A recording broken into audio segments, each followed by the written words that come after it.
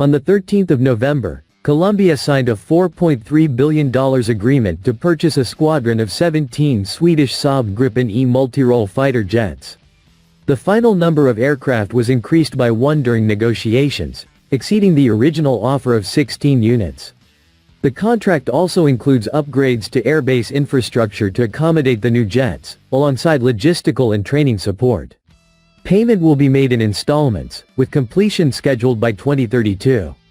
As part of the offset arrangements, Swedish companies committed to non-defense investments in Colombia. These include a solar panel factory in the Córdoba department, water access points in La Guajira, and advanced medical equipment for the San Juan de Dios Hospital in Bogotá. The new aircraft will replace Colombia's aging fleet of 12 IAI Kfir supersonic jets, which have been in service for 44 years. 32 of those under Colombian operation after their acquisition from Israel. Colombia announced the decision to select the JAS-39E Gripen fighters on 3 April 2025, joining Sweden, Brazil, and Thailand as the fourth operator of the Gripen E.